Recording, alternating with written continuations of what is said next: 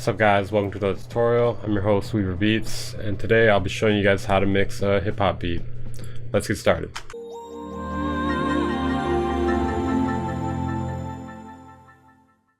When starting your mix, you should make sure you have no effects on every track in your song, including your master. Unless it's like something that needs to be there for a creative effect, like a sidechain or a gate or something. But try to start off clean. Whenever you do a mix, you should start off clean if possible, unless you're on the more advanced side. Then you can probably go in and work other people's mixes with more ease. So you're going to want to have your track or your beat nice and done. You're going to want the production process to be completely done. You're going to want your arrangement to be completely done. If possible, you're going to want to not have to go back and change anything. So you may want to save a copy of the file, or just be done with it. Okay, so once you've gotten that far, you're gonna want to label all your tracks. You're gonna want to label what everything is, that way you can quickly move through the project and you can do what you need to do the second you have an idea. You may want to color code everything too. I think I'm gonna do that just to make it easier to look at. And you're gonna want to get rid of all excess tracks. So let's do all of that now. We're gonna want to handle the levels. So we're going to start off with one thing, probably the synth, and then we're going to bring in the drums and then the bass, and we're going to try to mix it so the levels are close together but everything still cuts through. And the reason you want everything close together in the mix is that way when you master it you have lots of headroom. So yeah, that's why you don't want things super loud in your mix, because that'll fuck up your headroom and that'll fuck up your in-game loudness. I'm going to bring all the volumes down. Not to zero, but maybe like halfway, just because I want to make sure the volume's quiet on this mix. So I'm bringing all the volumes down, and then I'm going to mute everything except for the synth, or whatever sample you have, or just mute everything except for that. And then you're going to basically start bringing in elements and try to get the levels perfect. You're going to want to turn up the volume as loud as possible without hurting your ears, because good mixes sound good loud. I'm going to turn up the master volume then. Just temporarily, so just turning that up temporarily. Bringing up the master, not the master fader, bringing up the synth a little bit. I'm gonna unmute the drums, but I'm only gonna bring in the kick for now. This mix is too quiet already, so I'm gonna just bring it up. It's too quiet for my headphones, that is.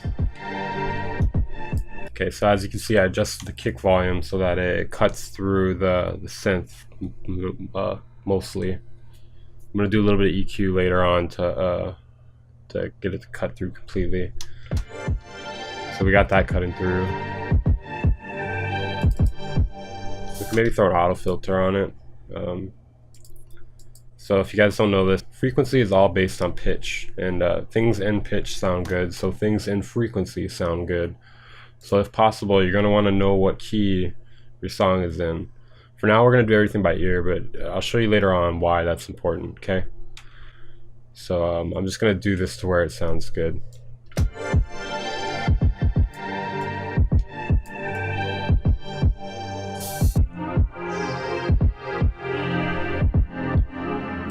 Probably right about there somewhere. So for me, for this kick, it's about 4,000 hertz. I'm doing a little roll off. Basically to cut off any extra high frequencies we don't need. We want it to sound nice and in tune. So this should help achieve that. It's debatable whether I should do the hi-hat or the snare next. I think I'll just go ahead and do the hi-hat. So I'm going to bring that volume up a little bit.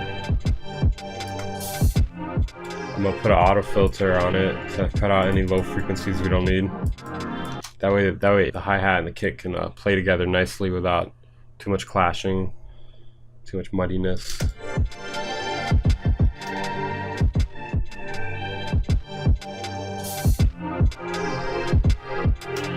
Hitting this one at a 24 decibel over here.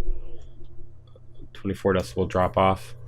You want to be careful not to cut out too much frequencies anywhere really, but here, just because you can cut out too much of the body of the sound. So try to leave that intact.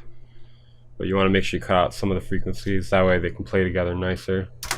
Okay, so I'm gonna copy over this auto filter over to the open hi-hat. That way I can cut out low frequencies. And want them to play well with the rest of the instruments. I'm just duplicating this one for now as like a template. I might have to adjust it a little bit. We'll see.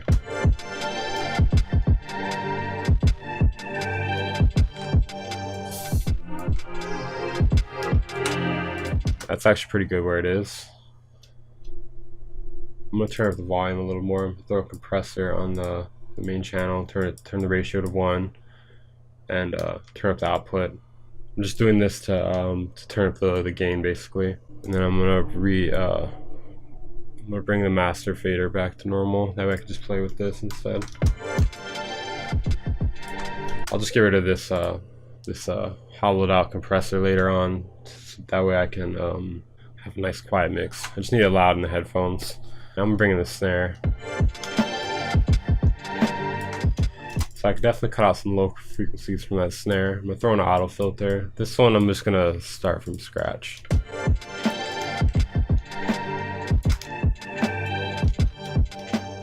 As you cut out some low frequencies, you may notice sometimes you have to boost up the volume a little bit to compensate. That's totally normal. You want to make sure a lot of times not to change the sound too much. I mean, depending on if it's your own production or someone else's, you know. If someone else's, obviously you don't want to change it too much. I'm gonna go with the 12 decibel cutoff on this snare here. 24 I made it too trebly, I think. For now I'll just start off with the 12. Okay, I'm gonna solo these drums to see how they sound all together.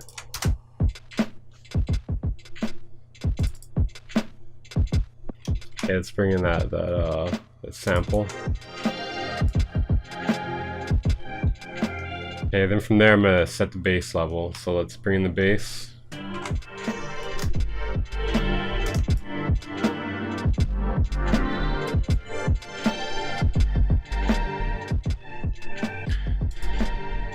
As you can see, the mix is hitting 0. Good thing we have this hollowed out compressor at the end here. That way we can take it off at the end here, and then we'll have about 9 decibels of headroom. So that's a good thing. So do not panic if you look over here and see some red. That's fine. Totally fine to see red. If you're seeing red, just do your thing. You gotta murder someone, bury him, take him out to the ocean. That's cool. All right. So from here, we got our levels pretty good. Now we want to do some EQing. I usually try to be pretty strategic with my EQing. Like, basically, the main purpose for me a lot of times EQing is either cleaning out an instrument, like trying to clean it up, or I'm trying to make room for other instruments so they play together nicer, or I'm trying to like shape it, like shape the high or low end. That way they're more in tune with the rest of the track. And then sometimes I boost the frequencies as well, just to like sweeten things more. So I like to think about that while I'm using them, you know what I mean? I like to think about why I'm doing it while I do it. So the first thing I really want to do, okay, I definitely want to cut off the on this bass here. So we're going to throw an auto filter. We're going to leave it on 24 decibels. So we're going to bring the frequency down.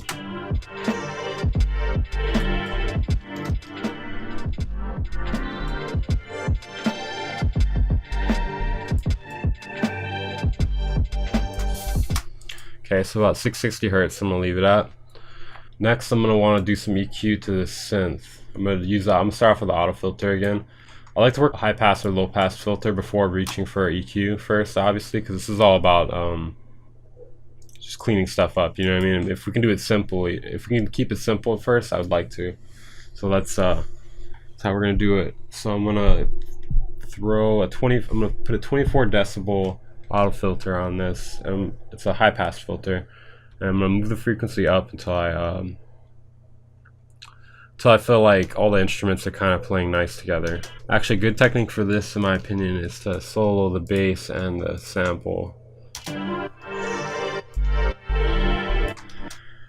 And you want to set the frequency right in an area where you're not cutting off too much of the sample's lows, or the and you're also making room for the bass.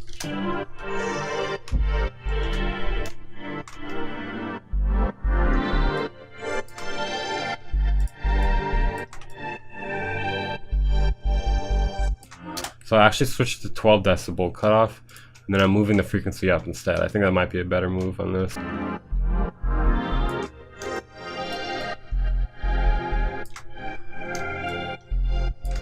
I'd say somewhere around there is good, or 20 hertz for this specific case. So there's a sidechain on this synth here. I think it could be adjusted to be a little more on beat though. So I'm gonna try adjust that real quick. One way I like to do that is I'll set the ratio all the way up to max, just the ratio. Leave the threshold where it is. Do not touch that because that'll affect everything. And then we're just gonna play with the attack and release from there, just so we can find the timing of it. And then from there we'll ease up on the ratio, and then we'll have our nice sidechain. So I got the kick running to the synth right now. I have it on max ratio, and I'm gonna play with this so I can find the timing. Sometimes I'll turn on the metronome even to try to help me find the timing of it.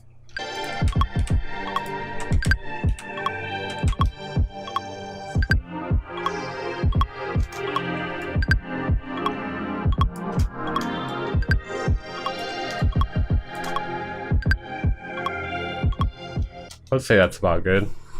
Maybe I'm wrong. Maybe I'm tripping. Sounded good to me though.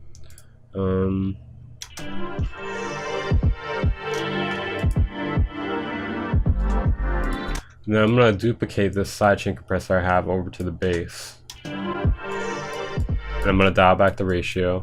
And then one thing, I like to do it like this, that way they're both in time. I feel like the sidechains should both be in time. The synth one and the bass one. We're going to put the ratio pretty light though, because we're trying to make sure we don't really affect the bass too much.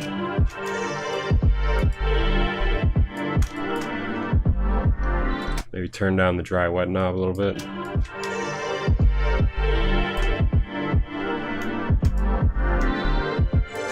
Okay, next I'm gonna cut some EQ room on this synth to make room for the kick. The other thing we did was more so for the bass. Here's for the kick. We're gonna use Fab Filter. We're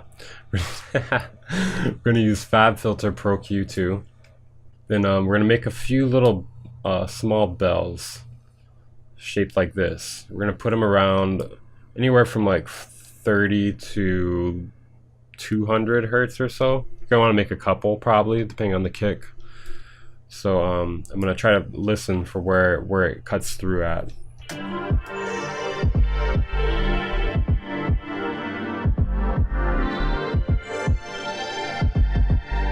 60 hertz. So yeah, I'll do a few relative, that'll all be relative hertz wise to that. So 30 and then also 120. Let's see how that sounds. Okay, now I'm gonna group them up and make the gains all the same. So all negative 0.8, and then I'll make the Q all the same, so 10. Then I'm gonna, while I have them all grouped, I'm gonna adjust it so I find a nice sound. I think that's perfect there. Then if you also want to try play with say the settings are too strong and you want to try tweak it, there's a little knob here for the gain scale. It's great. It's one thing I love about Fab Filters Pro Q. So that's there too if you need it. So we can name that cut kick, just to make so we know we have what that is in the future. Now I'm gonna do the same thing, but I'm gonna do it with the hi-hat and then possibly the snare too. So now we're gonna do the hi-hat. We'll even just name it cut HH. So you're gonna wanna make a little bell around probably around 5K to 15K, but you're gonna wanna make a few, but make one for now. And then try find the area where you think the hi-hat really cuts through at.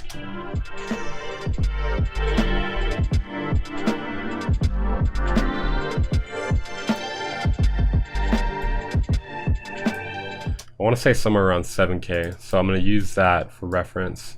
So like 14K, and then 3500 is more around the snare area. So I'm not going to touch that. I'm just going to make these two. So I'm going to select both of them. I'm going to make the gain reduction about the same, minus 0.8. Make the Qs the same, and I'm going to adjust them until I think it sounds nice.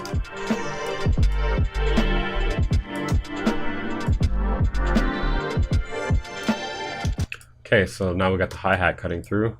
Now I'm gonna make one more to cut room for the snare.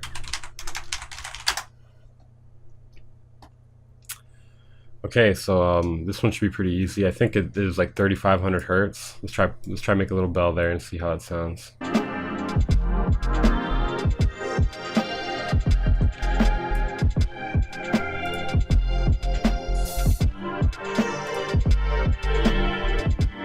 I don't know if I like cutting in that area as much, so I think I'm just gonna not do that one. I'm just gonna only do this 3,600 one. And I'm just gonna leave the settings how they are. I like how that sounded. I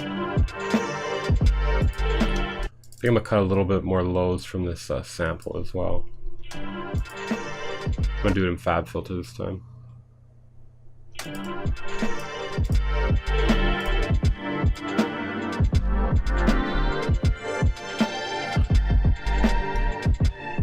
I think that little shelf there sounds nice.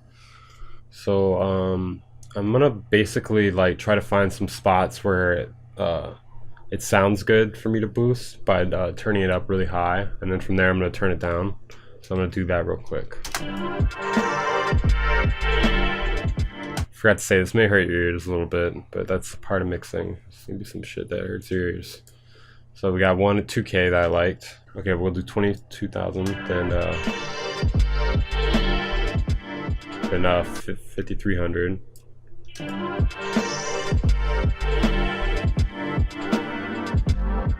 And 10K. It's about 900. So I'm gonna turn all these down to 0, and then turn this to 1. Now they're all the same, so I can turn them up the same. I feel like that effect is too strong, so I'm gonna turn down the gain scale here.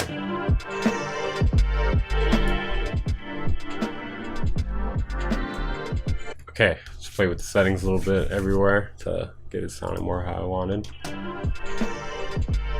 As you can see, all the sounds sound a lot more colorful than they did when we started. I think they do, at least. From there, we could try doing distortion and some compression. I think that's it for now, though. I'm gonna make some notes in here, some mix notes, just on the timeline here for myself.